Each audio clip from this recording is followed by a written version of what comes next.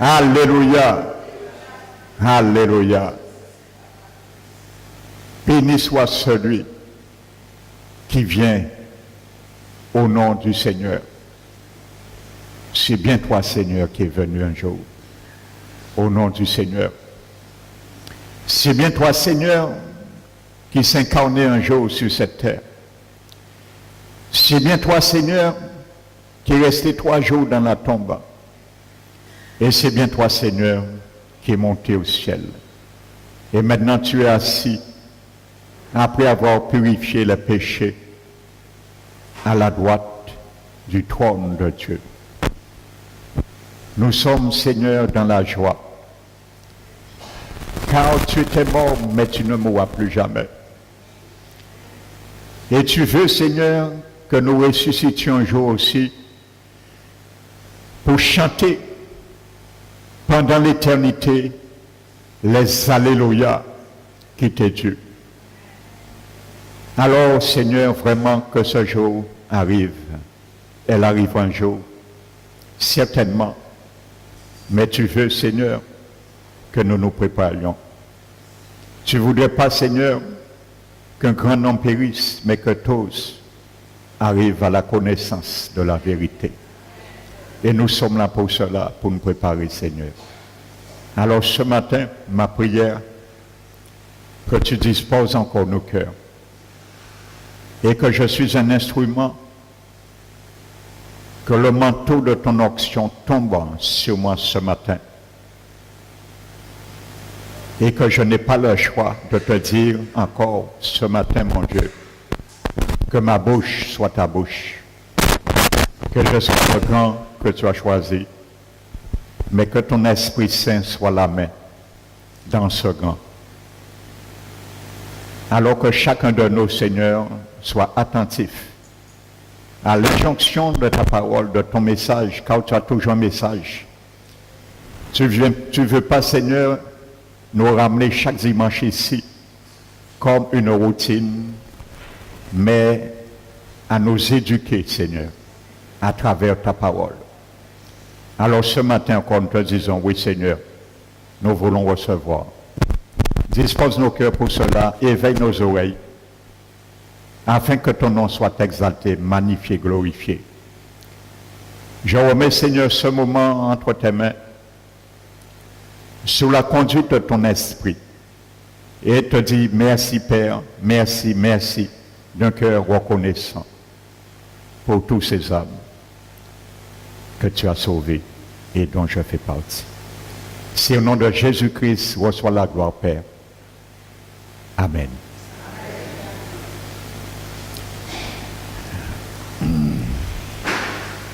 Je vous bénis, chez celles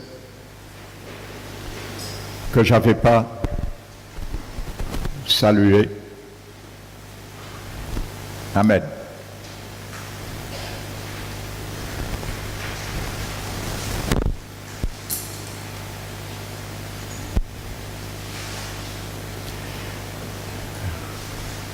Ce matin,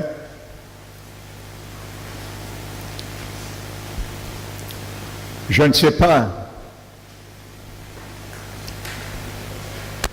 tu choisiras toi-même le titre de cette prédication. Je ne sais pas si c'est la myopie ou la christoséphrine et spirituelle. Amen. Mais nous allons voir un peu que cette image existe bien parmi le peuple de Dieu. Je parle bien spirituel. La myopie est spirituelle ou la christoséphrine. Alléluia. Amen. Ça vous étonne? Vous savez, la schizophrénie, c'est quoi? C'est quelqu'un qui a plusieurs personnalités. Nous le savons. Et ça existe aussi spirituellement. Et nous allons le voir. N'oubliez pas dans Matthieu, chapitre 11, verset 17, je crois. Un jour, Jésus a dit, au peuple, à quoi comparais-je ce peuple et à qui ressemble-t-il? Et Jésus dit, pourquoi Jésus le dit? Jésus dit, il ressemble à des enfants qui s'asseyent sur un banc public avec d'autres enfants. Et les disant, nous vous avons joué de la flûte, mais vous n'avez pas dansé. Nous vous avons chanté un complainte, mais vous n'êtes pas lamenté. Ou vous n'êtes pas attristé ou pleuré. Donc ça, Jésus décrit l'effet de la parole réciproque. Parce que la parole a toujours un effet pour laquelle elle a été envoyée. Et la parole a aussi un objectif atteint. Amen. Pour exécuter la volonté de Dieu. Jésus parlait, la musique qui a été jouée, c'est la parole que Jésus prêche. Et l'insouciance, l'indifférence, c'est l'état des cœurs qui n'ont pas dansé. Ça veut dire que parole là peut toujours prêcher. Moi, ça n'a pas fait moyen parce que ça n'a pas fait danser. C'est ça que Jésus expliquait. Alléluia. Nous allons voir ce matin si ça n'existe pas au sein du peuple de Dieu. Je parle avec l'Église E majuscule. Et Jésus dit que l'idée complète et ne pas se lamenter, c'est la même chose, effet à cause. Amen. Parce qu'une action amène toujours une réaction. Donc si une action n'amène pas une réaction, c'est parce que nous sommes insouciants ou insensibles à l'action. Alléluia. Amen. Ça veut dire si je suis là et il y a une action quelconque pour me retirer là, je reste là, c'est parce que je suis insensible à la réaction insensible qu'il voulait faire. Et ainsi de suite. Et Jésus maintenant démontre pourquoi ça, l'aspect de la schizophrénie. Jésus dit, en quelque sorte, c'est comme si Jésus dit, moi, ça n'a pas étonné, moi. Quels ont les comportements là, ça? Parce que Jean-Baptiste est venu, il ne mangeait et il ne buvait. Donc, on a interprété du fait qu'il ne mange pas et qu'il ne boit pas, il a un démon.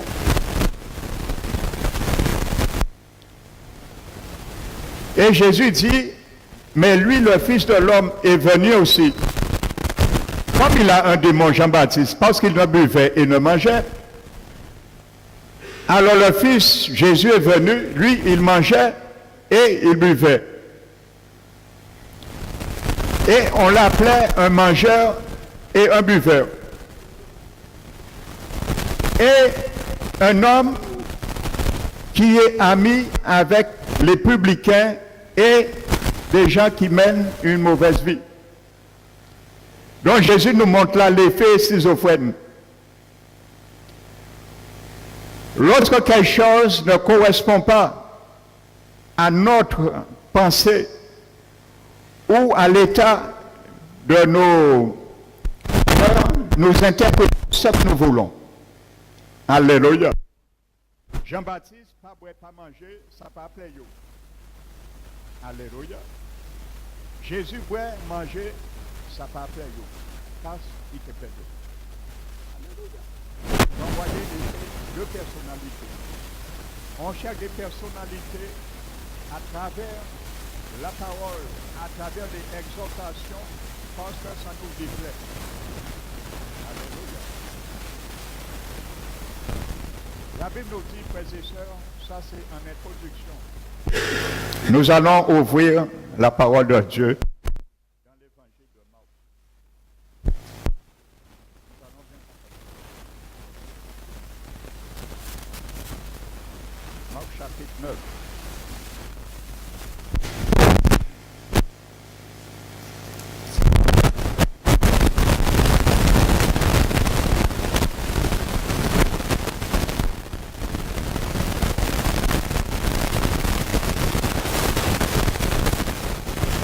Pardon, Luc, plutôt Luc. Nous allons prendre Luc. Nous allons prendre Marc après. Luc chapitre 10.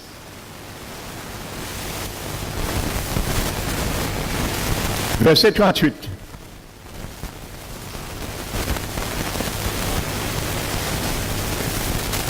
Comme Jésus était en chemin avec ses disciples,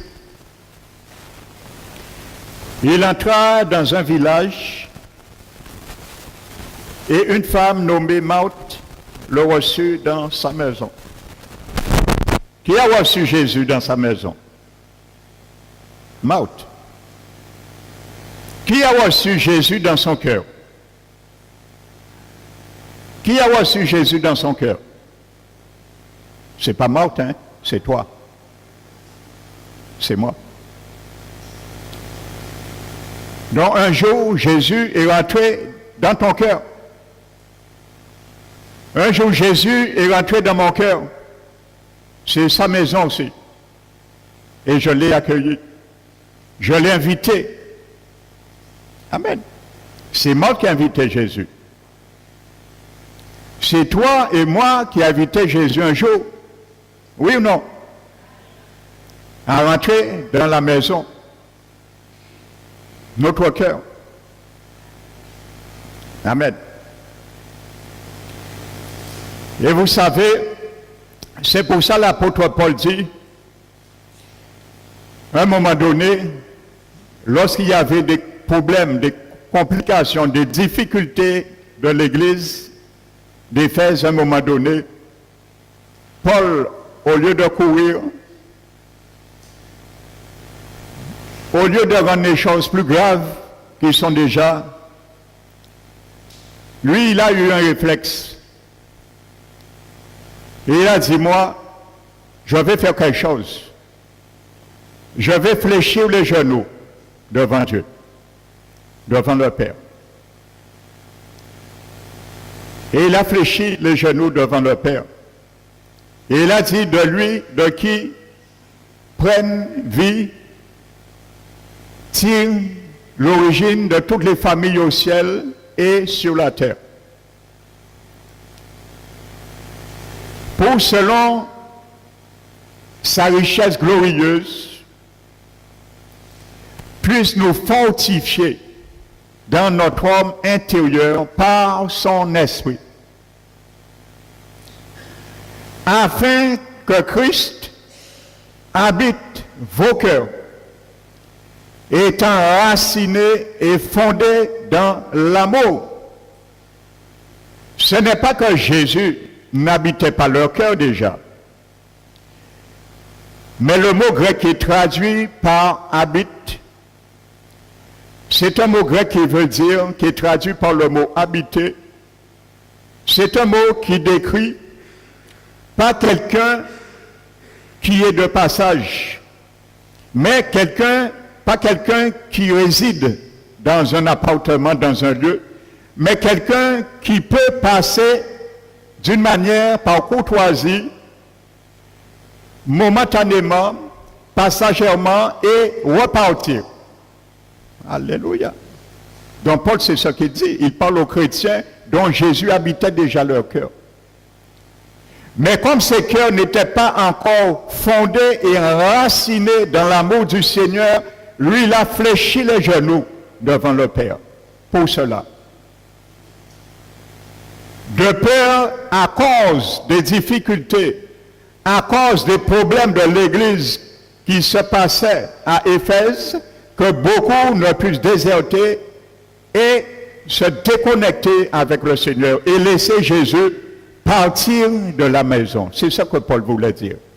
Donc Jésus peut quitter ton cœur, mon frère, ma soeur. Jésus peut quitter mon cœur un jour. Alléluia. Il n'est pas lié. Paul était en prison un jour. Il était lié dans les chaînes. Mais qu'est-ce qu'il a dit à Timothée? Il écrivait et disait, moi, je suis dans les chaînes. Je ne peux pas bouger. Je ne peux pas sortir de la cage. Mais la parole de Dieu n'est pas liée. Alléluia. La parole de Dieu pour lui n'était pas liée. Amen.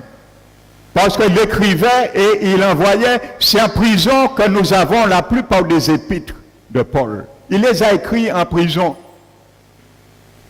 Si tu étais en prison, j'étais en prison à la place de Paul, est-ce que tu aurais pu écrire ça? Ou te lamenter, disant, oh Jésus, ainsi de suite. Eh bien, les épîtres que j'ai maintenant, tu as, Paul les a écrits en prison, parce qu'il a su quelque chose. La parole de Jésus, son esprit et vie, on ne peut les lier. Alors ce matin, que tu acceptes ou pas ce que Dieu veut pour toi dans la parole, ça tu ne pourras pas le lier. La lier plutôt. Il fera son effet. Alléluia. On ne peut lier la parole de Dieu. Paul a dit, moi je suis dans les chaînes, mais la parole de Dieu n'est pas liée. Allons qu'à voyer. Néron, l'empereur à l'époque, un antichrist qui était à l'époque, pensait lier la parole de Dieu. Non, il n'a pas pu lier. Et la parole a fait son chemin. Et il continue à faire son chemin encore aujourd'hui. Alléluia. Donc revenons à Luc 10. Donc, c'est toi qui as invité Jésus un jour dans ton cœur, c'est la maison. Et c'est moi qui ai invité Jésus un jour. Amen.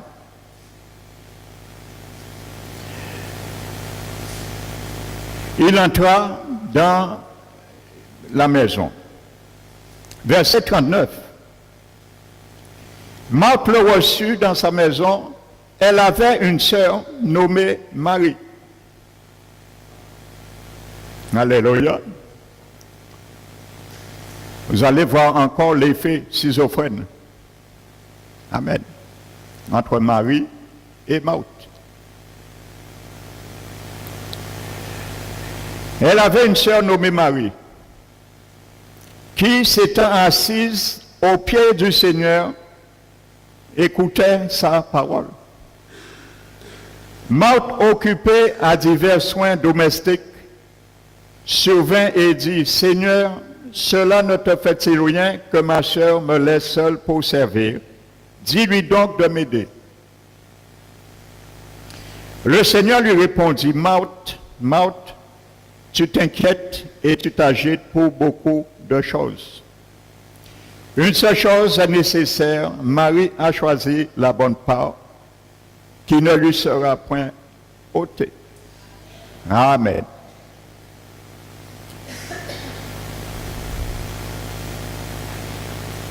Ce matin, les deux noms et les deux aspects de ces deux femmes sont significatifs pour chacun de nous, pour toi et moi ce matin.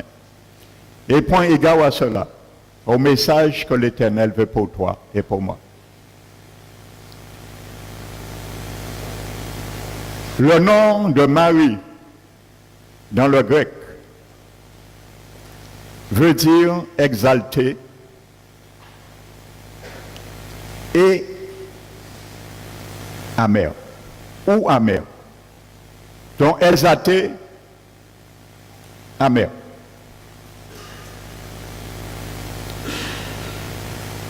Et le mot Marthe en grec veut dire il devient amer. Non amer. Il devient amer. Alléluia. Donc avant de devenir amer, elle n'était pas amère. Dis à celui qui est à ton côté, avant de devenir amère, elle n'était pas amère. Et il a fait quelque chose qui l'a rendue amère. Mais elle n'était pas amère. Alléluia. Amen. Il devient amer. Voici ce que ça veut dire le mot maut.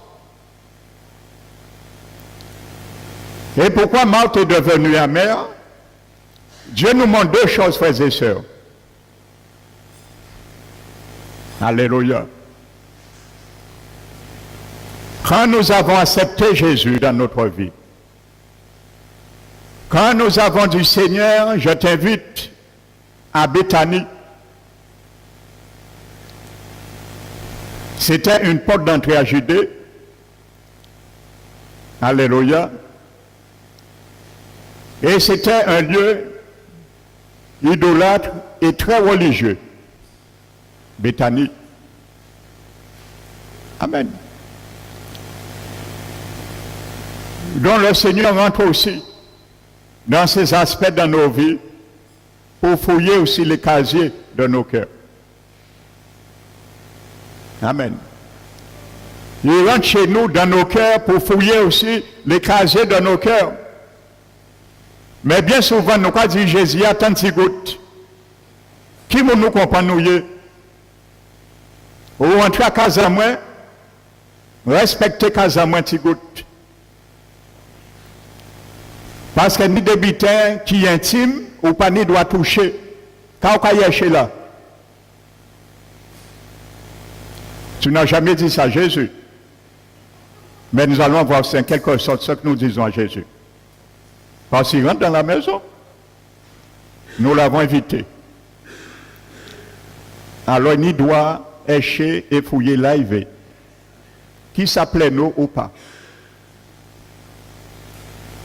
Et il y a des lieux secrets que nous aimons, personne n'a droit de toucher.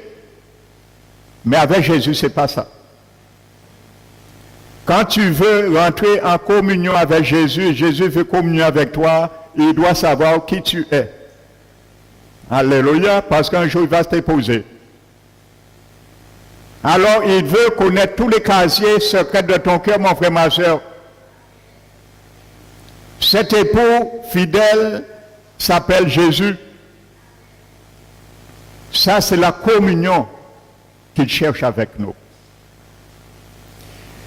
Et c'est cette communion que Marc avait perdue. Lorsqu'on perd la communion avec Jésus, on devient amer. On n'était pas amer au début, mais on devient amer. La cause qui résulte de l'amertume, c'est parce que nous avons perdu la communion avec Jésus. Alléluia. Marthe avait perdu l'habitude de communier avec Jésus. Elle avait perdu cela, elle le faisait avant, mais elle avait perdu cela. Elle avait perdu d'être auprès de Jésus. Elle ne pouvait plus le faire, elle était loin de Jésus. Donc maintenant, elle est devenue amère. Et beaucoup parmi nous, c'est comme ça, l'amertume monte. Nous commençons à être amers contre Jésus, premièrement. Quand tu es amer contre quelqu'un, mon frère, ma soeur, tu n'es pas amer contre la personne. Premièrement, tu es amer contre Jésus. Marthe s'est pris à Jésus, pas à sa soeur. Comme si Jésus là pour régler contre nous, comme si Jésus là pour régler conflit en nous, comme si Jésus là pour arbitrer. Bien souvent, dans nos choses que nous pas invitées, et là nous entrons en problème, il y a un chef d'arbitre. Non, mon frère, ma soeur. N'appelons pas Jésus dans nos situations. Or, il n'a jamais été là. Alléluia. Quand tu sors dans la communion, ne dis pas à Jésus que c'est sa faute, ou ne pointe du doigt contre quiconque. Alléluia. Eh bien, ça a été le cas de Marthe. elle est devenue amère. Qu'est-ce qui a fait qu'elle est devenue amère? C'est parce que la communion n'y était plus. Et elle jalousait maintenant celle qui a toujours cette communion avec Jésus. Alléluia. Et c'est pour cela que nous nous prenons bien souvent à ceux et celles qui ont une vie fleurie avec le Seigneur parce qu'ils sont dans la communion avec le Seigneur, c'est normal.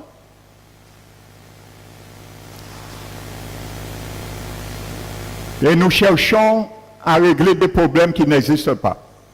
Or, si ce n'est le problème en nous-mêmes. Eh bien, c'est le cas de Marthe.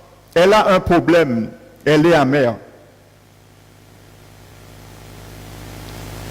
Alléluia. Elle s'est embarrassée des choses du monde.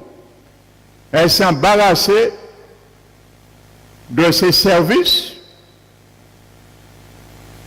Maintenant, Jésus l'embarrasse. La Bible nous dit de ne pas nous embarrasser des choses du monde pour plaire à celui qui nous a enrôlés. Mais maintenant qui a enrôlé nous, qui a embarrassé nous, Jésus. Est-ce que Jésus t'embarrasse ce matin, mon frère, ma soeur? C'est ça qui embarrassait Marthe. Jésus est là chez elle. Jésus qui embarrasse. Alléluia. Vous voyez, Jésus peut embarrasser un chrétien. Jésus peut embarrasser ton cœur, mon frère, ma soeur. Si rien ne se fait, tu as déjà dit Jésus, pourquoi un tel m'a fait ça? Pourquoi un tel ne vient pas à mon aide? Pourquoi un tel? Pourquoi un tel? Pourquoi un tel? Eh bien, Jésus te dit maintenant, arrête. Quand je viens dans la communion avec toi, arrête de faire tout ce que tu fais. Arrête ce qui ne me glorifie pas, qui ne donne pas la première place dans ma vie. Je t'ai dit de faire de moi tes délices. Marie est en train de faire les délices de Jésus, mais Marthe, elle est en train de faire ses délices à travers ses occupations, ses services. Alléluia. N'oubliez pas, chaque parole, chaque synthèse de la Bible est significative. Amen. La Bible nous dit, dans Marc 3, verset 13, Jésus a choisi 12 apôtres. La Bible prend le soin de mentionner que Judas d'Iscariote, qui est devenu le traître. Vous pensez que c'est pour rien que Dieu met ça? Tu n'as pas besoin de mettre ça. Pourquoi tu l'as mis? Dans l'évangile de Marc, il y a ce détail. Lorsqu'il nomme les 12 apôtres, Judas d'Iscariote, la Bible dit, celui qui devint le traître. Il n'était pas le traître quand Dieu l'a choisi. Il est devenu un traître. Donc tu comprends, mon frère, ma soeur, quand Dieu t'a choisi, il laisse en toi. Quand le Seigneur me choisit, il laisse en moi l'assentiment de faire le bien. Il le laisse, il ne le touche pas. Et il laisse aussi en moi et en toi la propension de faire le mal. Il ne le touche pas non plus. Libre à toi, maintenant. Il t'a choisi, il t'accepte tel que tu es. Mais ces deux choses t'incombent et m'incombent. Il est devenu le traître. Dieu l'a vu dans sa préscience, mais Dieu l'a choisi quand même. Alléluia. Dieu nous donne toujours le moyen de nous en sortir. Alléluia. Il ne regarde pas à ce que nous sommes, il ne regarde pas ce qui frappe à l'œil, mais au cœur. Parce qu'au début, probablement, Judas était à genoux dans son cœur lorsque Dieu l'a choisi. Mais il a grandi après dans son cœur. Et il s'enorgueillit. Et il est sorti dans la position. C'est ce qui est arrivé à Marthe. Alléluia. C'est ce qui est arrivé à Marthe. Elle n'était pas amère. Son nom décrit, il devient amer.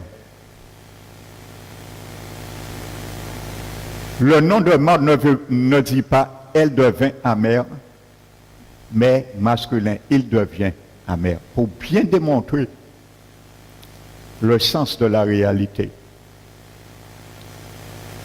Quand tu te prends à Jésus, mon frère, ma soeur, quand je me prends à Jésus, c'est parce que nous sommes dans un fiel vraiment amer. C'est parce que nous avons perdu la communion. Nous rentrons dans une myopie spirituelle. Et nous avons besoin d'un rectificateur.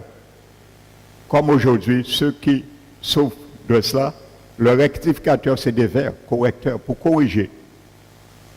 Amen. Parce qu'on voit trouble.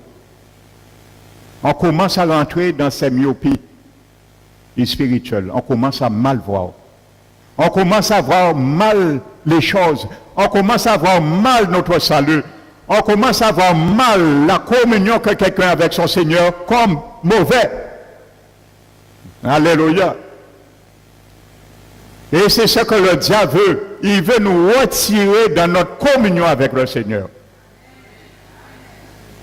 Alléluia. Et bien souvent, au lieu d'éveiller, de demander au Seigneur d'ouvrir nos yeux spirituels, comme nous le disons, de loin, d'un collier du Saint-Esprit, nous pas cacher rectificateur là ça. Et nous restons dans le flou. Nous restons dans des fausses visions et nous avons déjà perdu la vision de notre vie, la vision de la communion du Seigneur. Nous voyons les choses floues, nous voyons des choses que nous ne devons pas voir, nous croyons des choses que nous ne devons pas croire, et ainsi de suite. Nous commençons à appeler bien mal et mal bien, parce que Dieu n'a pas éradiqué notre propension qui est innée en nous, intrinsèque en chaque individu de faire le mal au péché. Alléluia. Amen. Dieu choisit tout le monde, il accepte tout le monde.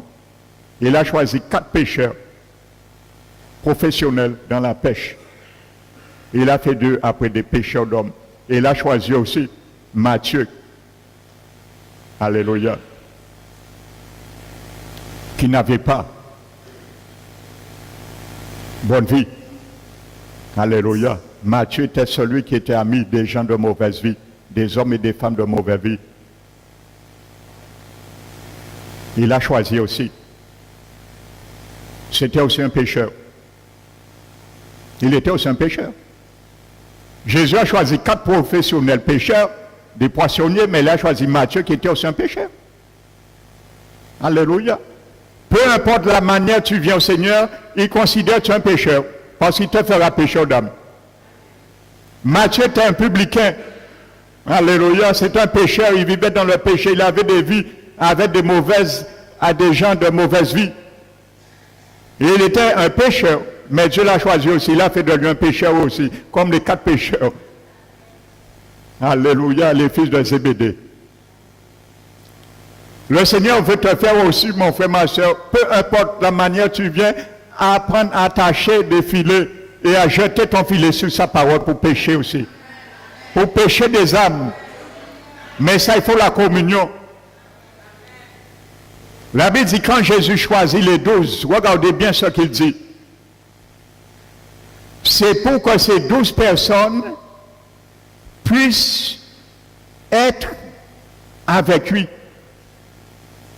Amen. C'était pour qu'ils puissent être avec lui. Les avoir avec lui. Amen. Pour les avoir avec lui. Donc pour les avoir, il faut la communion avec le Seigneur. Rester dans la communion. Lorsqu'on perd la communion, on perd tout. Amen. Marthe commence à s'agiter. Jésus est là, la parole est là et tu t'agites. Et il y a un problème. Jésus est la parole personnifiée, incarnée. Jésus est dans une église. Parfois, pourquoi la parole Jésus nous agite, frères et sœurs? Il y a un problème. Marthe est agitée. Parce que Jésus est là. Alors, à force, oui, quand Jésus n'est pas là, comment est ton âme? Comment est mon âme?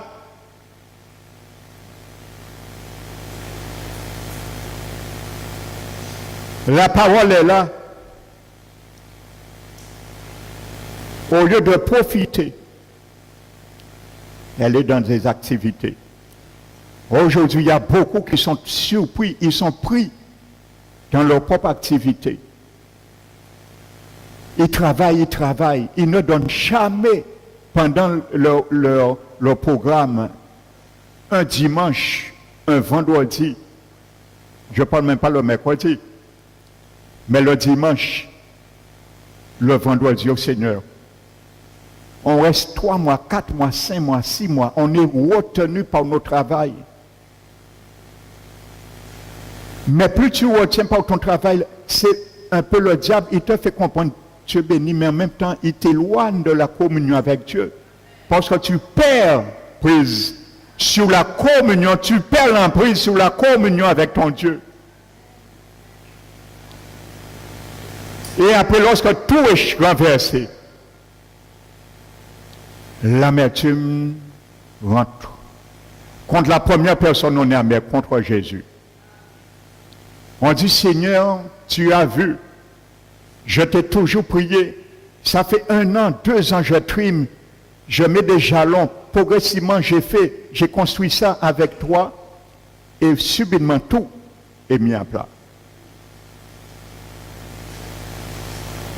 L'amertume, on devient amer. Mais lorsque le Seigneur, pendant qu'il nous donnait les bénédictions, pendant ces ans s'occupait pour missionner, pour faire des choses, bousculer les choses pour nous, nous ne voyons pas ça. Nous ne voyons pas quand le Seigneur nous interpellait, mais donne-moi un moment, reste dans la présence un moment, je veux que tu communies avec moi. Nous faisions la sourde oreille, parce que nous étions tellement préoccupés par le succès de notre entreprise. Nous étions tellement préoccupés par le succès de ce que nous serions, ce que nos projets vont fleurir, ainsi de suite. Et lorsque nous voyons un peu trop éloigné, maintenant, nous commençons à devenir amers. Contre Jésus, premièrement. Marthe s'est pris à Jésus, premièrement. Il n'a pas dit, Marthe, lève-toi au pied de Jésus, viens m'aider. Mais Jésus. Le problème de Marthe, c'était un problème de révérence. C'est tout. Lorsqu'on ne donne pas révérence à Dieu, voici notre problème. Dis-toi, quand tu commences à t'y prendre à Dieu ou à X personnes, tu as un problème de révérence vis-à-vis de ton Dieu. Je ne sais pas qu'est-ce qui a fait le déclic, mais c'est ça. C'était le problème de Marthe. Alléluia. Heureusement, la Bible parle nous était en train de balayer. Parce qu'elle savait ce qu'elle aurait fait. Jésus est en train de la gêner. Elle est embarrassée. Jésus est embarrassé. Il disait Marie Vinedé. Mais tant Jésus la Marie peut aider. Alors Jésus quand embarrassé, si tu prends balai là, il t'a commencé à balayer, il t'a envoyé poussière là, au roi Jésus est mort, esprit pour y sortir. Pour Jésus dit, bon, on va se déplacer, on ira, elle est occupée, on va se déplacer, on ira continuer communier dehors. Peut-être qu'à passer plusieurs fois devant Jésus. Jésus qui a laissé respecter, c'est le gentleman. Nous allons voir tout à l'heure qu'est-ce que Jésus a dit à Marthe. Et c'est ce message que Jésus fait pour toi et moi ce matin. Alléluia. Nos mascarades, nos révoltes, nos mécontentements n'influencent pas Jésus. Il est resté là. Jésus a déjà vu, elle est emportée, ça ne l'intéresse pas. Jésus a interpellé Marthe? Jamais. Marthe fait ses affaires, Jésus est là. Alors mon frère, ma soeur, Jésus est en moi, il est en toi, fais tes affaires, ça ne va pas interpeller Jésus. Si tu ne l'invites pas dans la communion, il te laisse vaquer à tes occupations. C'est quand tu vas ouvrir la bouche, l'accuser, il va te mettre à sa place. Amen. Jésus ne l'a pas interpellé, hein? Parce que Jésus sait, je suis de passage, tu m'as invité chez toi, c'est cet accueil que tu me fais. Tu sais, le meilleur accueil que Jésus veut que tu le fasses, mon frère, ma soeur, c'est rendre une oreille attentive à sa voix. Voici le meilleur accueil que Jésus veut que tu le fasses. Voici le meilleur accueil que Jésus veut que je le fasse. Prêtez une oreille attentive à sa voix. Alléluia. Les autres choses ne l'intéressent pas. Marie était à ses pieds. Amen. Marie voulait exalter Jésus à travers ce qu'elle reçoit. Parce que si elle n'exalte pas Jésus, par ce qu'elle reçoit, elle deviendra amère. C'est pour ça que Marie veut dire exalter et amère. Quand tu n'exaltes pas le Seigneur, tu deviens amer. Et ça a été le cas de Marthe. Au début, elle exaltait le Seigneur. C'est pour ça que la définition de Marthe, c'est uniquement, il devient amer. Mais Marie veut dire exalter et aussi amer. Si tu n'exaltes pas le Seigneur, tu deviendras amer.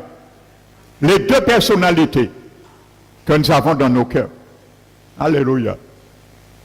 Amen. Tantôt nous exaltons le Seigneur, tantôt nous deviendrons amers. Si tu exaltes le Seigneur, tu ne viendras pas amer. Si tu deviens amer, c'est parce que tu n'exaltes pas le Seigneur. Alléluia.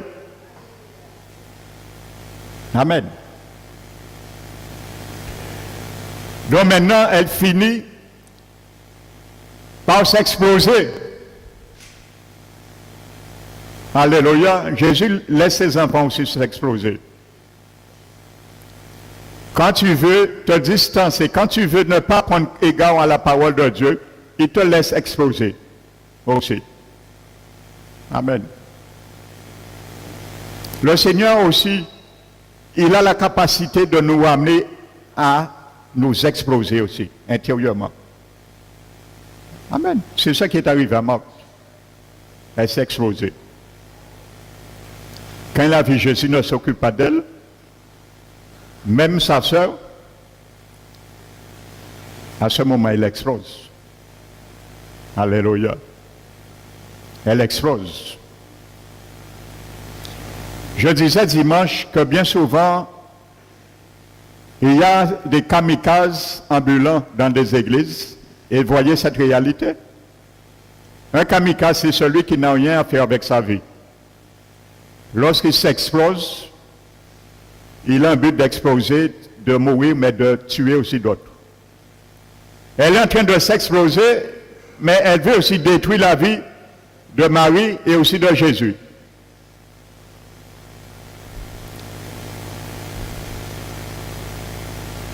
Mais elle s'est détruite elle-même à travers son raisonnement. Donc, Marthe, son problème, elle avait perdu la communion de s'asseoir avec son Seigneur. Elle avait perdu ça. Elle avait perdu la communion avec son Seigneur. C'est pour cela qu'elle s'y prend à Marthe, à Marie et à Jésus. Amen. Et c'est une réalité. Vous allez voir un chrétien qui devient amer. La première personne, il va commencer à s'y prendre au Seigneur. Oui, on m'a dit ça. Oui, on m'avait promis ça. On m'avait promis ça. C'est parce qu'on t'a prêché un faux évangile. Un faux évangile. Si on t'avait dit, viens à Jésus, tout ira bien. Ce n'est pas l'évangile de Jésus, tu acceptais. C'est normal que tu exploses après. Alléluia. Amen.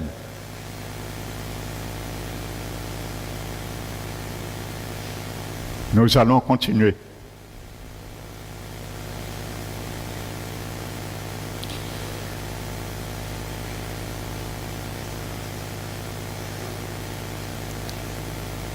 Donc, la communion en privé avec notre Seigneur.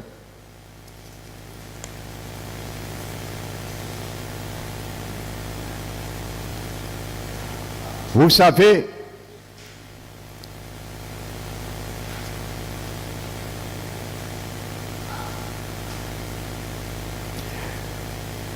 la Bible nous dit, Jésus dit à Marie, pourquoi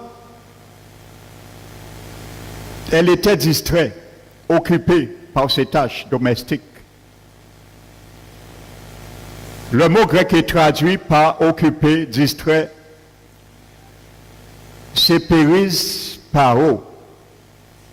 Ça signifie, écoute bien, encombré, être encombré.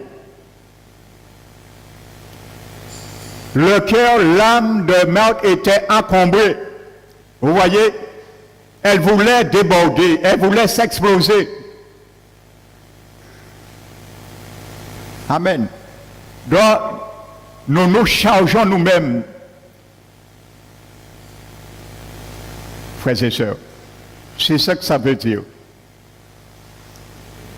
Nos péchés nous chargent nous-mêmes, nous encombrent. Ce n'est pas la parole de Dieu qui nous encombre, mais c'est nous-mêmes qui nous encombrons. Et quand Jésus vient pour nous décharger, c'est simple. Jésus dit, reçois mes instructions, mon fils, ma fille. Mais au lieu de recevoir les instructions de Jésus pour être déchargés lorsque nous sommes encombrés, notre cœur et notre âme, nous voulons faire Jésus une décharge. Ça n'a pas qu'à marcher Jésus, pas décharge en nous. Alléluia. C'est comme si Marthe, elle est encombrée. Son âme, son cœur est embouillé, encombré d'amertume. Elle veut faire Jésus une décharge d'ordure. Ça ne marche pas avec Jésus. Il veut bien te décombrer. Il veut bien nous décharger, mais il nous dit de venir à lui, de prendre ses instructions. Jésus est venu donner des instructions à Marthe pour la décharger de son encombrement de son âme. Au lieu de prendre, il veut faire Jésus en poubelle. Déchargez-nous si Jésus. Jésus n'a rien à voir avec nos encombrements. Parce que c'est nous-mêmes qui nous combrons. Alléluia. Amen. N'oubliez pas, Hébreux 12 nous dit,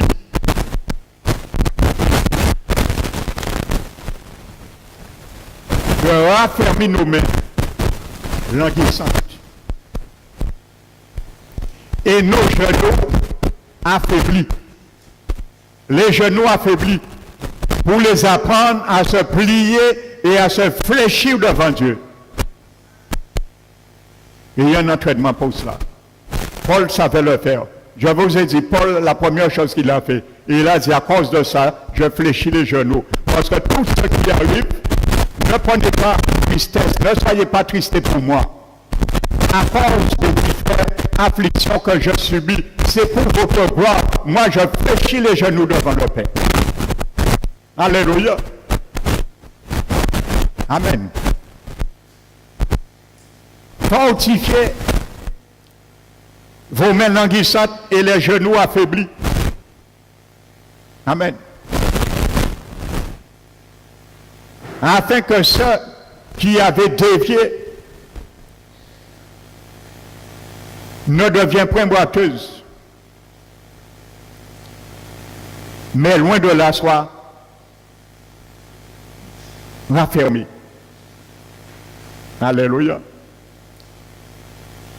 Et Hébreu nous dit, et marchez avec vos pieds dans les bonnes voies.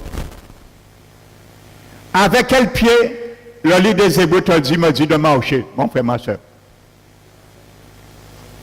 Avec les pieds de ta soeur? Avec les pieds de ton frère? Avec tes pieds. Quand on t'induit en erreur, qui t'induit en erreur? Ton frère, ta soeur?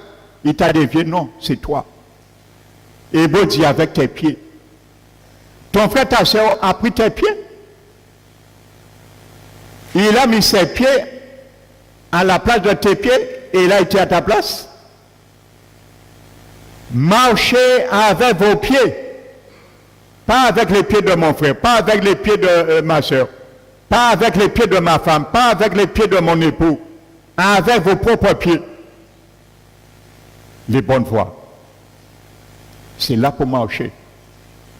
Alléluia. Nous aimions trop mettre le regard sur l'autre. C'est lui, fais-moi ça, c'est lui, dis-moi ça. Il dit, mais est-ce qu'il dit marcher? Même si dit marcher, qui moun ka commandé pied à lui ou vous? Cerveau à oyer. Encore ou encore aïe? C'est ton cerveau, mon cerveau qui détermine mon pied de marcher et d'aller où que je veux qu'il aille ou pas. Alléluia. Avec vos pieds. Et Paul a dit dans Romains 10 qu'il est beau, ces pieds-là. Qu'il est beau, les pieds de ceux qui annoncent l'évangile de paix. Qu'il est beau, ses pieds. Amen. Quand Jésus te dit, raffermis tes genoux, tes pieds iront dans les bonnes voies. Et Galates 6, un des armes de l'armure du légionnaire céleste dont nous sommes. Paul nous dit, mettez, c'est un ordre, mettez. Dieu ne va pas le mettre pour toi, ni pour moi. Il me donne l'équipement, mais je peux le mettre à terre et je peux le laisser là, ne jamais l'utiliser. Mais Dieu me l'a donné. Mettez à vos pieds. Il ne m'a pas dit mettez au pied de mon frère, mettez au pied de ma soeur. Mettez à vos pieds. Qu'est-ce qu'il dit de mettre? Pour chaussures. Pas n'importe quelle chaussure. Si tu mets d'autres chaussures que ceux-là, le Seigneur ne va pas voir que tes pieds sont beaux. Mais il veut les voir beaux pour dire qu'il est beau les pieds de ceux qui annoncent la paix. Alléluia. Qui annoncent l'évangile. Mettez à vos pieds pour chaussures le zèle que porte l'évangile de paix. Ces chaussures s'appellent comment? Jésus m'a donné une chaussure, ça a un nom. Ce n'est pas des baskets. Il n'y a pas ni de lumière éclairée pour montrer mode, non. Le nom de ces chaussures, voici la marque à pas Pierre Caudin, à Papa Mac. Le nom des chaussures que Jésus me demande de mettre dans mes pieds pour marcher dans les bonnes voies, le nom, la marque de cette chaussure s'appelle le zèle que porte l'évangile de paix. Voici le nom, la marque de la chaussure que tu as et j'ai. Alléluia. À ce moment, nous marcherons dans la direction que Dieu veut que nous marchions. Alléluia. Donc, péris par eau, encombré, être encombré. Ça veut dire aussi ce mot, entraîner à contre-cœur. Amen. Entraîner à contre-cœur. Donc, vous voyez bien, ça décrit vraiment l'état du cœur de Marthe. On s'habitait, il partait pédir Jésus, sorti à Kazaï. Pourquoi il invitait Jésus? Parce elle pensait trouver gain de cause. Elle avait peut-être besoin de se servir de Jésus. Alléluia. Il y a certaines églises, ce sont des églises qui veulent servir Dieu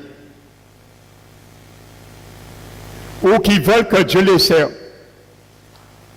Mais l'église du Seigneur, c'est une église qu'on sert Dieu. Ce n'est pas une église, Dieu nous sert, mais une église qu'on sert Dieu. Amen. Et il y a beaucoup qui invitent Jésus dans le cœur, entre parenthèses, ils font le contrat aussi avec Jésus. Et lorsqu'ils font la prière de repentance, il dit dans leur cœur, c'est pour ou arranger toute situation moins. Et ça ne marche pas. Quand Jésus commence à nous mettre dans la chambre nuptiale, dans le secret avec lui, c'est là que nous allons commencer, boucler. Et Jésus nous dit, mais ma chérie, parce que l'église c'est une femme. Moi, je t'ai choisi pour faire premièrement de moi tes délices. C'est ça qui m'intéresse. Les autres choses, nous le verrons après. On commence à s'y prendre à Jésus. Amen. Jésus dit à Marthe, Marthe, pourquoi t'inquiètes-tu? Et tu t'agites pour beaucoup de choses.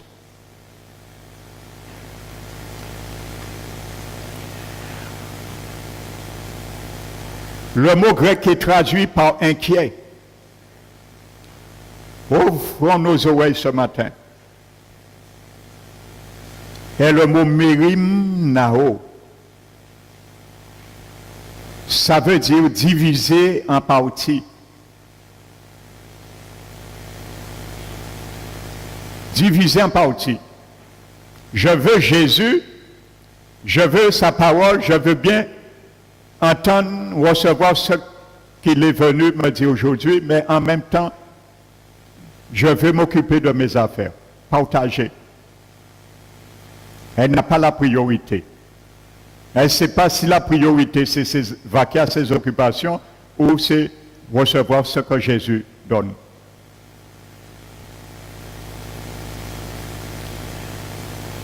Ça veut aussi dire en grec distraction ou préoccupation pour des choses qui nous angoissent. Vous voyez, il n'y a pas Jésus qui est angoissé, hein?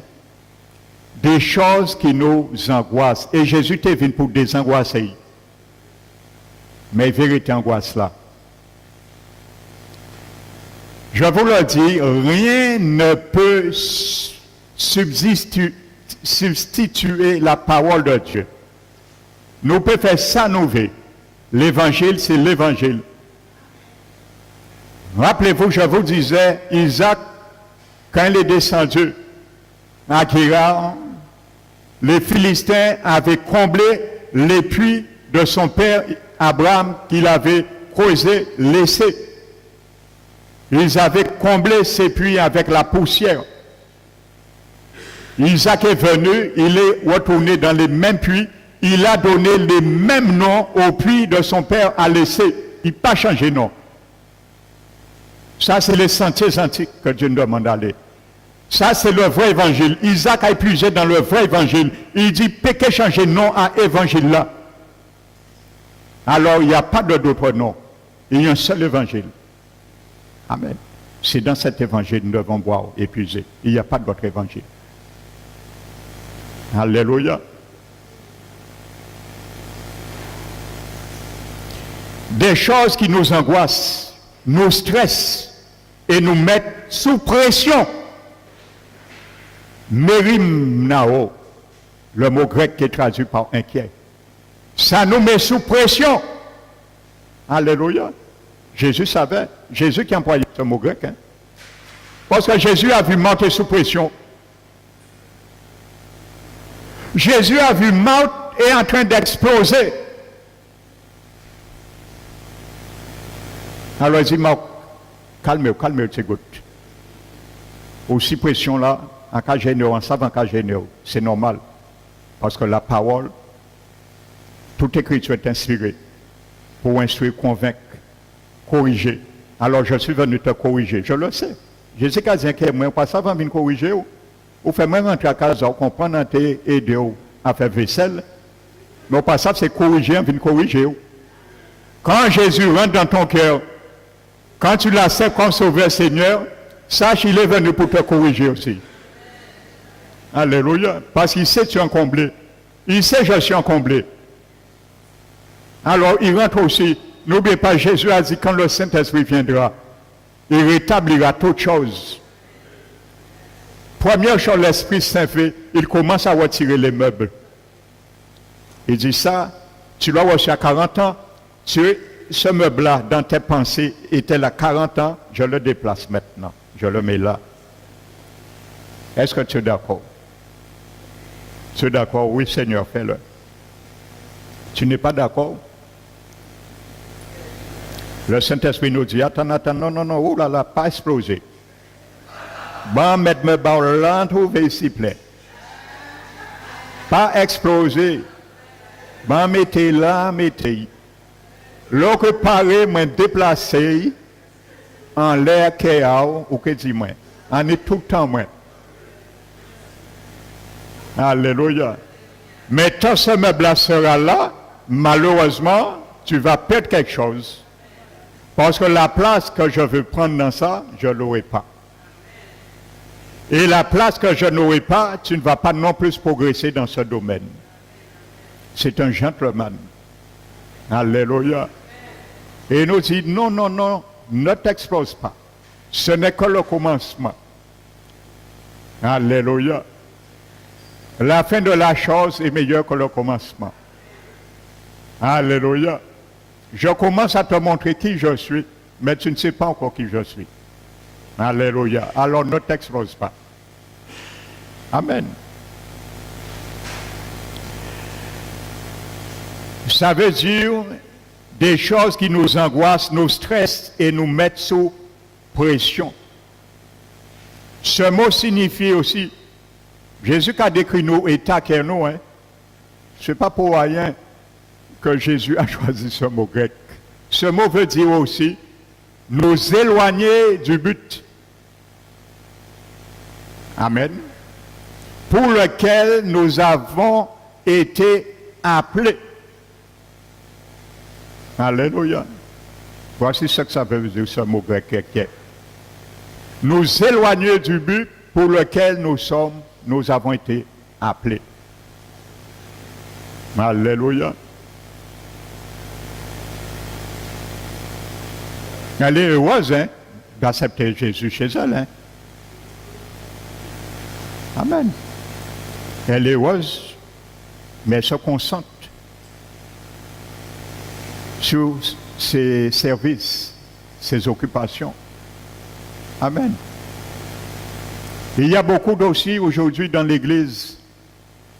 On sert, on veut servir, on est poussé à servir, mais on n'a aucune communion avec le Seigneur.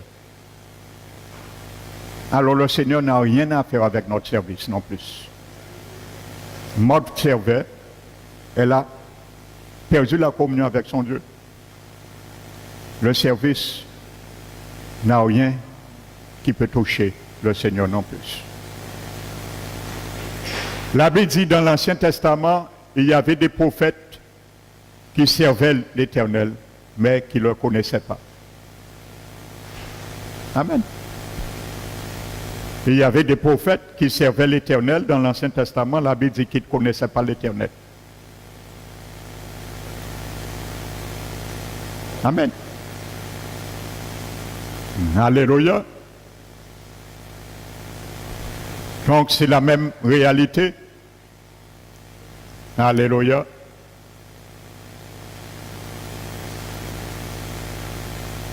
N'oubliez pas, je vous disais dimanche dernier, si je ne me trompe pas, quand Dieu choisit l'offrande d'Abel, la Bible nous dit que Dieu porta un regard favorable sur Abel, premièrement, pas sur son offrande. L'offrande vient après. Amen.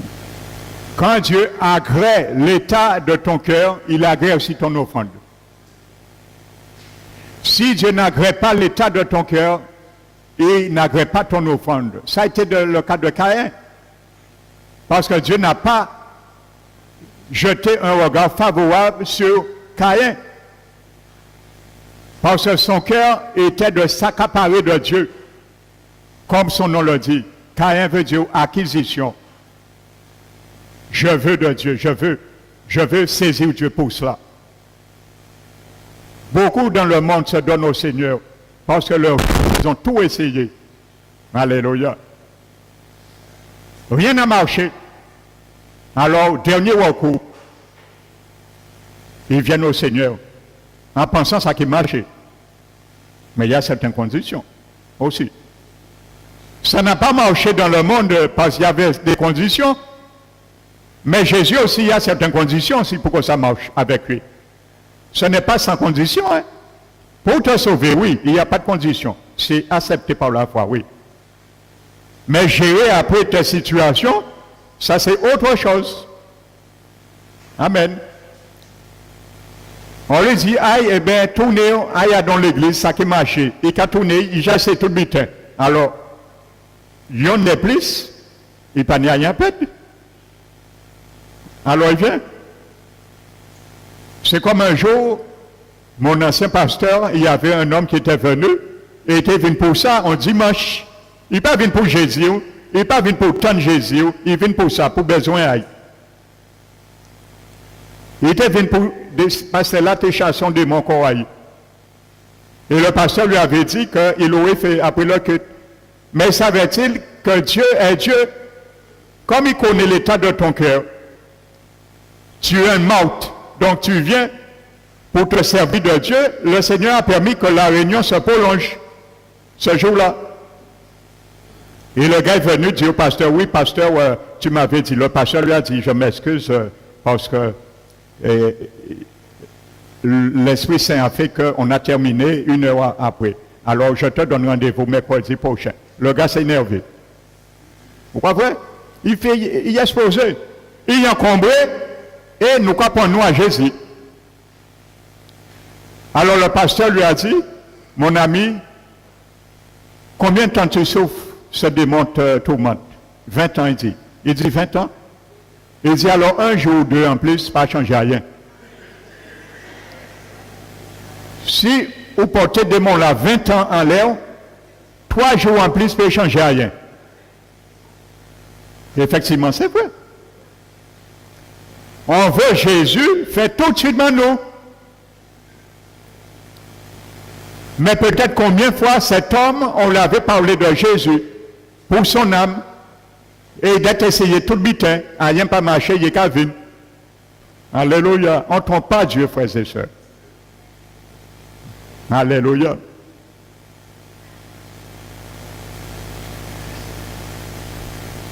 Gloire au Seigneur.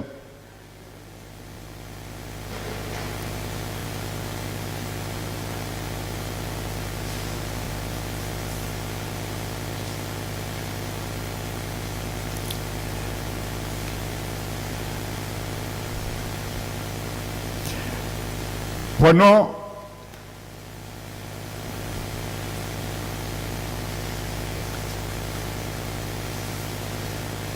frères et sœurs, nous allons voir un homme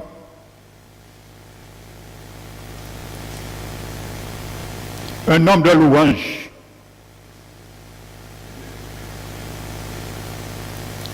Mais qui s'était comme mal trompé de la source de son problème. Mais il a réalisé, contrairement à Maut, il a réalisé qu'il avait mal vu et il a mis le rectificateur dans ses yeux. Et il a bien vu son problème ne venait pas de quiconque, mais de lui-même. Amen. Nous allons lire ce qu'il dit dans le psaume 73. Cet homme s'appelle Asa.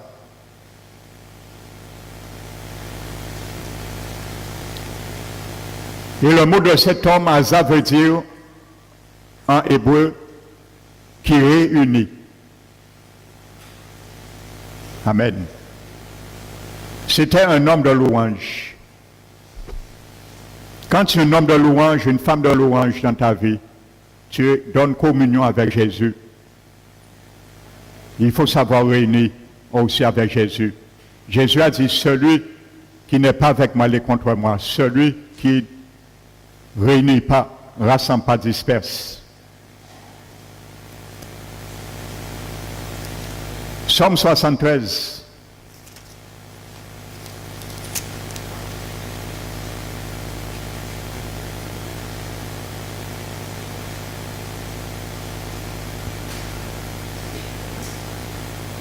Cet homme, un jour, il a un problème. Et c'est un homme de louange. Amen. La Bible nous dit, au verset 1, oui, Dieu est bon pour Israël, pour ceux qui ont le cœur pur. Toutefois, mon pied allait fléchir. Mes pas étaient sur le point de glisser. C'est pour ça que Dieu nous dit de raffermir nos genoux affaiblis. Pour apprendre nos plier, là, il faut faire gymnastique, débloquer pour mettre genoux à terre, pour prier quand il le faut, pour crier quand il le faut au Seigneur. Je portais envie aux insensés. Vous voyez? Moi porte envie à Marc et à Jésus, mais il n'a pas porté envie à lui-même. Il n'a pas porté envie à Mike qui est encombré et qui est en train d'exploser. En voyant le bonheur des méchants, rien ne les tourmente jusqu'à leur mort et leur corps est chargé d'un bon point. Ils n'ont aucune part aux souffrances humaines. Ils ne sont point frappés comme le reste des hommes.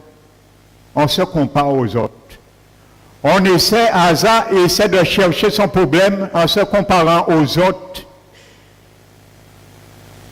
Pourquoi moi dans la disette, en dans le malheur, en dans la souffrance, et le méchant qui a prospéré, ainsi de suite. C'est ça qu'il est en train de faire. Il croit qu'il va trouver le problème de son état d'âme, de son cœur, en se projetant sur les autres. Tu ne vas pas trouver de solution dans les autres. Tu ne vas pas trouver de solution en regardant sur les autres. Amen. La Bible dit ailleurs, Quand le méchant prospère, et quand ceux qui font le mal fleurissent comme l'herbe, c'est pour être anéantis à jamais. Pas jalouser méchant là. Et c'est pour ça que Dieu nous dit aussi, ne te réjouis pas de la chute du méchant, et que ton cœur soit peint dans l'allégresse lorsqu'il chancelle. Ça regarde à Dieu. Si ces richesses il a acquis par extorsion ou quoi, ça regarde à Dieu. Amen. Pas garder qu'à prospérer en dans le Seigneur, en dans le malheur. Ne regarde pas ça. Quand tu as Jésus, tu as tout. Si tu es dans la communion avec Jésus, ça te suffit. C'est tout. Amen. Donc je ne vais pas lire tout le somme, mais c'est pour vous montrer. Asa a un problème. Il cherche la solution, il cherche à interpréter son problème en regardant à droite, à gauche, autour de lui. Mais le problème, mon frère, ma soeur, que tu traites, tu cherches à traiter, je cherche, ne vient pas autour de toi la solution. La solution vient de Jésus. La solution vient dans la communion avec Jésus. La solution vient dans les lieux secrets. Le lieu très saint. C'est là on traite les problèmes avec Jésus. Alléluia. C'est là qu'il se trouve. Dans le lieu très saint. C'est là qu'il traite les problèmes. C'est la chambre nuptiale. Alléluia. C'est la chambre, le salon d'apaisement des mauvais tempéraments. Alléluia. Lorsqu'on va au médecin ou on va voir un célèbre, on nous dit voici, asseyez-vous, il y a du thé, il y a du café, il y a de l'eau. Voici, il y a, si vous voulez, le réfrigérateur pour vous désaltérer. Et on attend. Eh bien, c'est là. Le Seigneur nous met à l'aise parce qu'il veut nous parler. Quand tu rentres là, c'est pour te parler. C'est pour communier avec toi. Alléluia. Vous allez lire tout. Où je vais venir avec vous. Verset 13. C'est donc en vain que j'ai purifié mon cœur. Amen. Il cherche la solution de son problème. Mais l'Esprit Saint, quand tu es sincère, l'Esprit Saint va t'emmener à voir le problème. Le problème, il va te donner un rectificateur et te dire, arrête de voir trouble. Tu es dans une myopie spirituelle, je oins tes yeux de mon collier et vois maintenant. Et à ce moment, Asa voit clair. Il n'y a aucun trouble. Une vue parfaite du Saint-Esprit. Et voilà, le problème n'était pas sur les méchants. Le problème n'était pas sur celui ou celle qui prospère. Mais le problème était de lui-même. Voici le problème et voici son problème. Verset 17. Problème et solution. Jusqu'à ce que j'ai pénétré dans les sanctuaires de Dieu. Quand tu reviens à la communion avec Dieu, il te montre le problème. C'est là qu'il a vu son problème. Quand il est revenu dans le sanctuaire, là, Dieu dit, là, tout ce qui est réprouvé apparaît à la lumière. Dans le sanctuaire, tout ce qui est réprouvé apparaît à la lumière. Et ce qui a été ainsi manifesté devient lumière. Quand il est rentré dans le sanctuaire, la lumière jaillit sur ses yeux et il a arrêté de voir trouble. Lorsqu'on est amer, on voit trouble. On ne voit jamais sur nous parce qu'on rentre dans une myopie spirituelle. On voit trouble parce qu'on est déjà loin du Seigneur. Mais lorsqu'on retourne au Seigneur dans la communion, le sanctuaire c'est la communion avec Dieu. Lorsqu'on retourne dans la communion, ce que Marc ne voulait pas faire. Lorsqu'on retourne dans la communion, on voit clair, paisible, comme l'eau limpide, sans bavure, et il a vu sans problème. Et après, lisez les sommes qu'il a fait encore, et il dit, moi maintenant, Seigneur, j'ai compris, dans la communion avec toi, la disette est là, la souffrance est là. Ce n'est pas parce que je suis rentré dans le lieu très saint, le sanctuaire avec toi, la disette et la souffrance est partie. Non. Mais je me contemple d'être avec toi. C'est ça qui importe pour moi. Et c'est ça que Asa a retrouvé. La disette, la souffrance était là, mais il a retrouvé la communion avec le Seigneur. On retrouve la communion avec Dieu. La disette, la souffrance, laisse à côté, ne regarde pas sur ça. Alléluia. Jésus va s'occuper de cela. Fais de lui dans le sanctuaire tes délices. Et il accomplira le désir de ton cœur. C'est sorti dans la disette, sorti dans la souffrance, il va s'en charger. Nous allons prendre un cas d'un Juge 6 pour comprendre cela. Juge chapitre 6. Les enfants d'Israël font ce qu'ils veulent. Maintenant, souffrance, malheur sur eux. Ils crient à l'Éternel en demandant au Seigneur de les délivrer. Dans leur malheur, eux-mêmes se sont roulés. À cause de leur méchanceté, à cause de leur rébellion, Dieu les a délivrés dans les mains d'Amalek pendant 7 ans. Amen. Donc ils s'attendent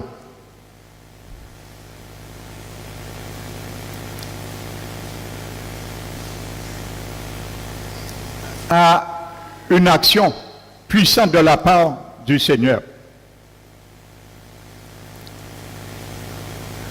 Amen. Maintenant, Israël se trouve, imaginez-vous un enfant à l'école. L'enfant est faible en mathématiques. L'enfant n'arrive pas. Tout ce qu'il a fait, l'enfant n'arrive pas. Et ses parents lui disent, je vais t'envoyer un professeur pour t'aider à relever la pente et à refaire surface. Et l'enfant vient, le jeune homme voit un mécanicien qui vient. Il va s'interpeller, il m'a dit, mais ce n'est pas ça que j'ai demandé. On m'a dit, il y a un prof qui vient.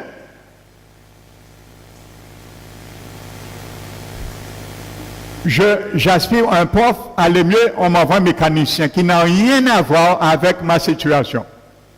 Eh bien, c'est ce que Dieu a fait Israël. Ils s'attendent à être délivrés. Ne rien comprendre et continuer. Non. Dieu envoie un prophète. Et le prophète a été clair. Hein? Le prophète est venu simplement leur donner un message et il disparaît sur l'écran de l'événement. Dieu envoie un prophète. Voici ce que le prophète lui dit. Juge 6.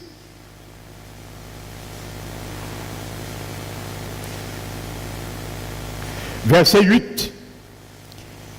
L'Éternel envoya un prophète aux enfants d'Israël et leur dit, ainsi parle l'Éternel, le Dieu d'Israël, je vous ai fait monter d'Égypte et je vous ai fait sortir de la maison de la servitude, ce qu'on oublie. Alléluia. On ne peut pas changer notre passé, mais on peut changer notre avenir, notre futur. Amen. Avec le Seigneur, bien sûr. Verset 9. Je vous ai délivré de la main des Égyptiens et de la main de tous ceux qui vous opprimaient. On oublie ça aussi.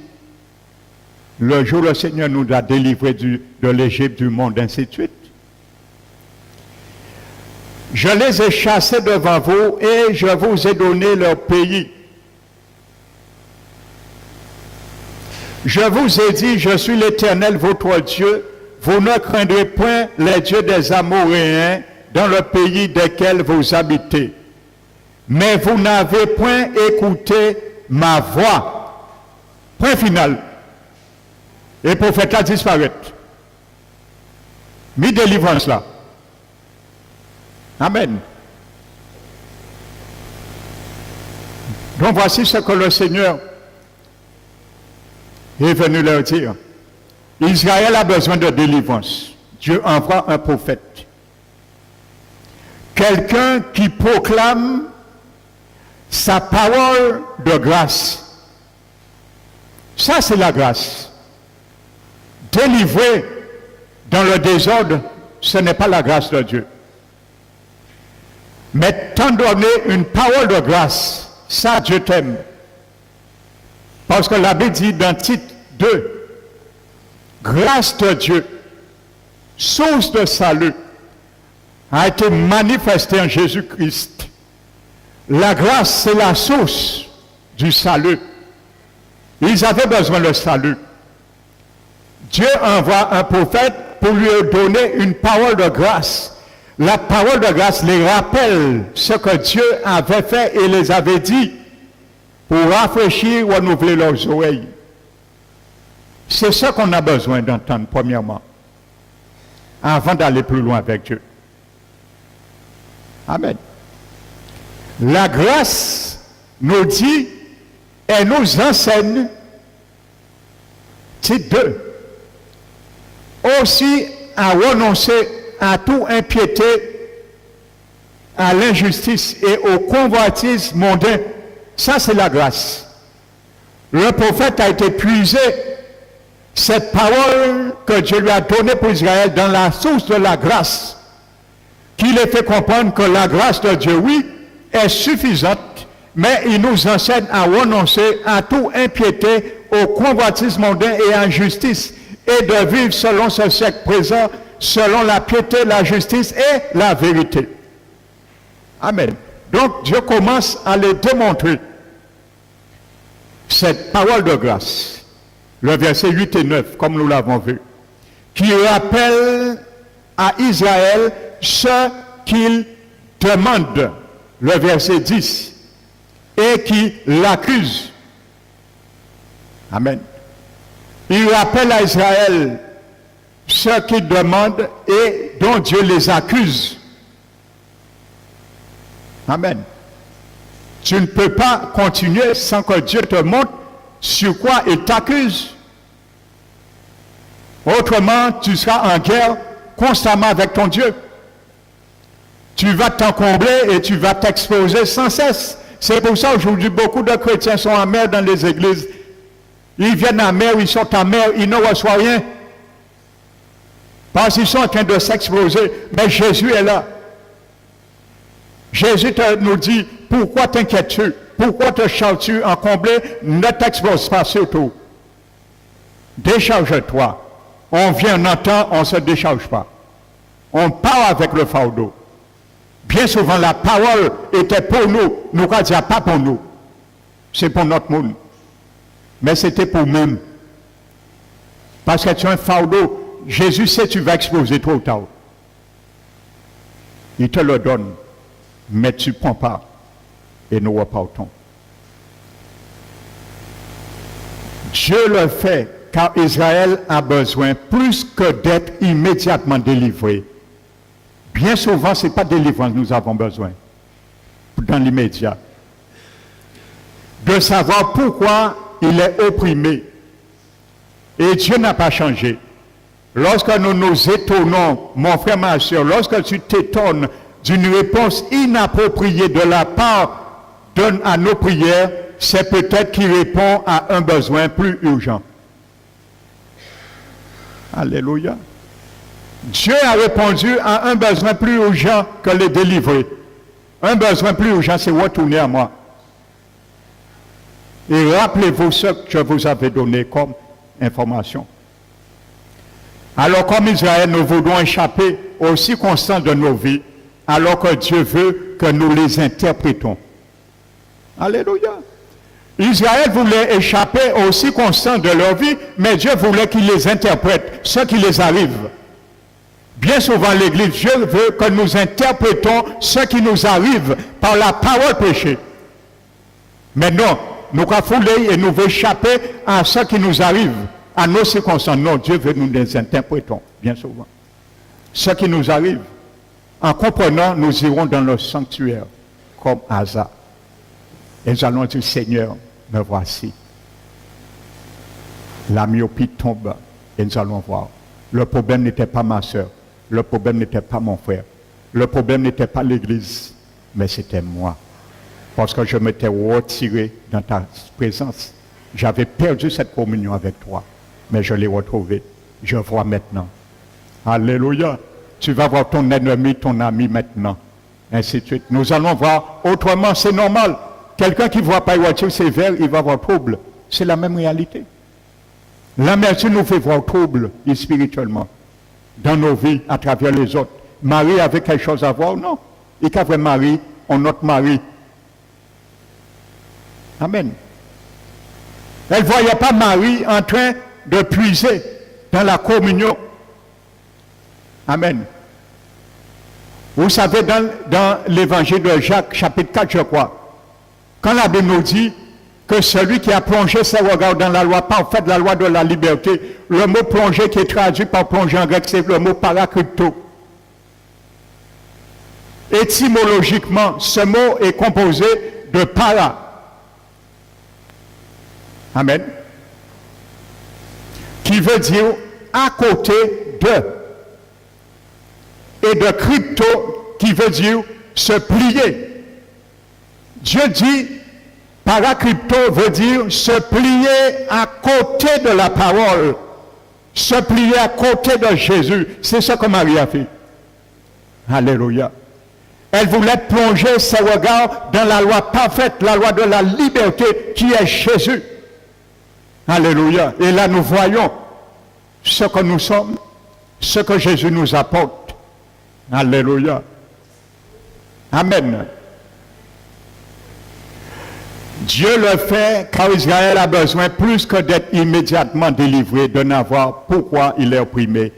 Alléluia. Nous voudrons échapper aux circonstances de nos vies alors que Dieu veut que nous les interprétons. Alléluia. Parfois nous avons besoin de comprendre plutôt que d'être soulagés. Écoute bien ce matin. Bien souvent, nous avons besoin d'entendre et de comprendre au lieu d'être soulagés. Parce que si Dieu te voyait délivrant tout de suite, ils n'auraient rien compris, ils auraient répété le même péché. Et les choses se sont perpétuées. Donc c'est par amour que le Seigneur veut parfois certaines choses. Comprendre les voies de la sainteté divine est plus important que d'être sans souffrance. Alléluia. Comprendre les voies divines sont plus importants qu'être sans souffrance. C'est plus important. Asa l'a compris. Amen. Quand il est rentré dans le sanctuaire, sa souffrance, il disait, demeurait. Mais il a dit, ça ne fait rien maintenant. Je vais arrêter de m'y prendre à ceux qui prospèrent, aux méchants, ainsi de suite. Tant je serai avec toi dans la communion, c'est ce qui importe pour moi. Parce que j'ai tout pleinement en toi. Alléluia. Dieu veut parfois nous instruire et non pas simplement nous donner la paix. Alléluia. Parce que lui, quand il nous instruit, nous donne la paix, c'est une paix qui dépasse toute intelligence humaine. Et ça devient l'oreiller de mon cœur. La paix de Jésus. Il devient l'oreiller de ton cœur. Dis à celui qui a te couru, la paix de Jésus devient l'oreiller de mon cœur. Et il veut ce matin qu'il devienne l'oreiller de ton cœur. Alors dispose-toi pour cela. Alléluia. Il désire exposer devant nous les causes de notre misère. C'est ce que Asa a fait. Et Dieu a exposé la cause. Il était sorti dans la présence de Dieu. Il était sorti dans le sanctuaire. Alléluia. C'est ce que le diable veut. Il veut te retirer dans le sanctuaire et te frapper. Tant tu es dans le sanctuaire, Satan ne peut te toucher. Tu es dans un sanctuaire, mais quand il te retire, il peut te toucher. Amen. Et le Seigneur le fait par la prédication, par des conseils ou par la lecture de sa parole. Le prophète dit simplement ce que Dieu fait pour Israël, ce qu'il lui a ordonné, mais vous n'avez pas écouté. Voilà. Cette explication, Israël doit comprendre ce qui se passe maintenant. Quand tu sais, tu comprends ce qui se passe, frères et sœurs. Amen. On comprend ce qui se passe, frères et sœurs. Amen.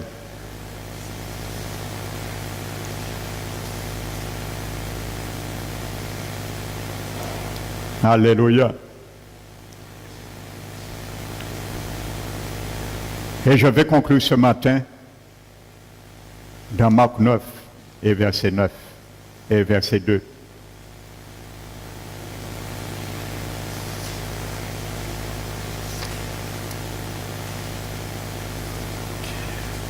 Marc 9, verset 2.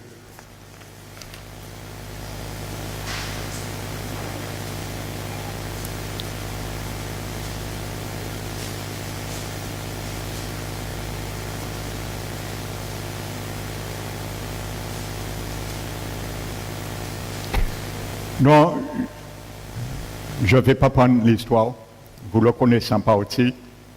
Jésus amène trois de ses disciples, Pierre, Jacques et Jean, sur une montagne. Et la Bible nous dit que Jésus fut transfiguré et avec Élie, le prophète, et Moïse, qui a été aussi un prophète, et ils sont à trois.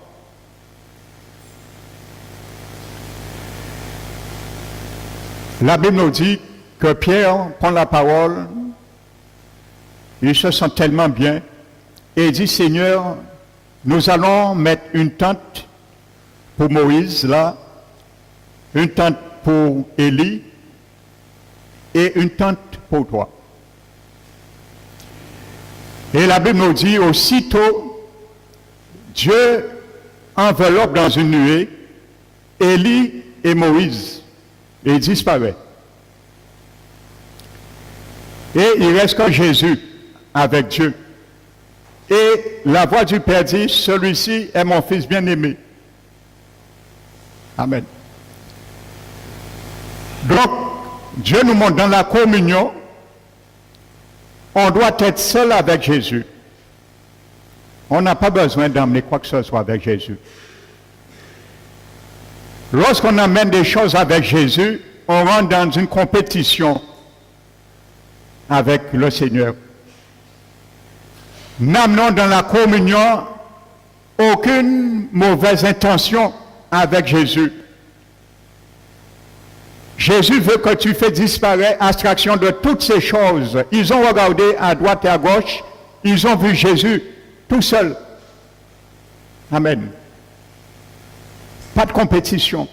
Jésus est Jésus.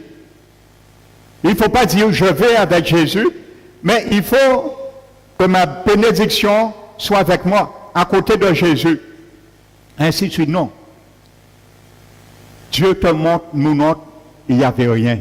C'était Jésus seul. Dans la communion, c'est Jésus seul. Amen. Il faut qu'il n'y ait rien qui fait,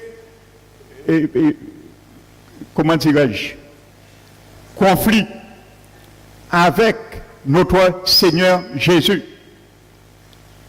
Il faut qu'il n'y ait rien qui fait compétition avec notre Seigneur Jésus dans nos vies, dans nos cœurs, dans notre âme.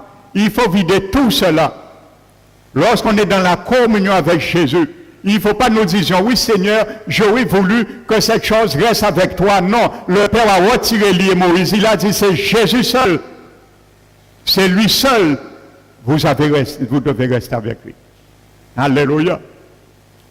Jésus n'a pas besoin d'être avec Moïse, d'être avec Élie. Jésus a besoin d'être seul avec toi. Alléluia. Donc quand nous venons avec Jésus, c'est ça la vraie communion. Amen. Comme je le dis, à la croix, on ne va pas avec une personne. On va tout seul. À la croix. Alléluia. Donc, le Seigneur Jésus était tout seul. Amen. Il était tout seul. Donc, ce matin, je te pose une question. Quand nous venons à l'église, est-ce que nous venons seuls avec Jésus?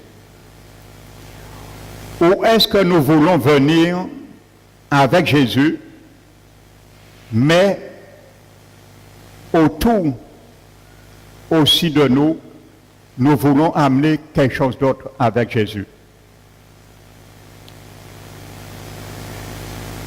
Venons au culte tout seul avec Jésus quand nous entrons ici. Si la semaine tu es en communion avec Jésus, c'est parce que tu as remis Jésus tout ce qu'il t'avait fait retirer tes regards sur lui.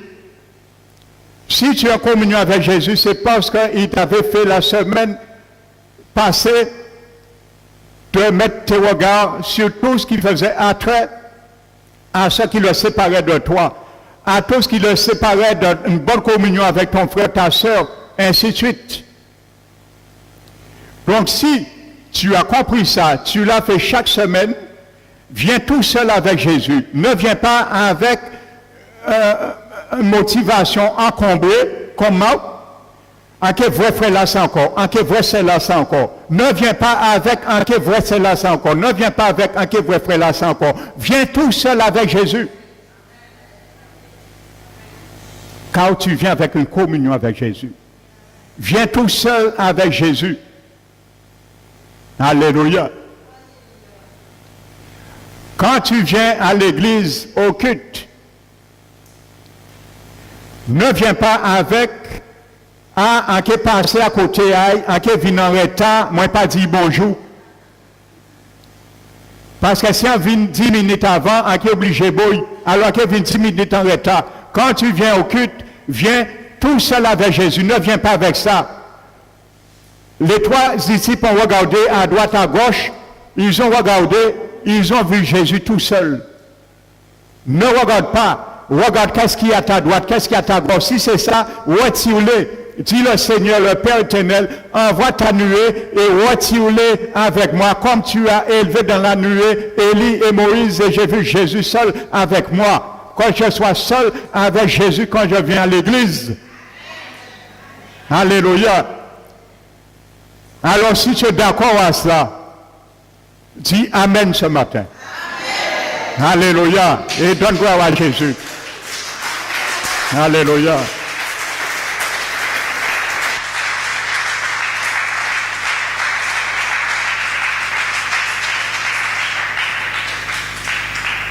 Nous allons louer le Seigneur maintenant dans la joie en mettant par ce que nous avions mis.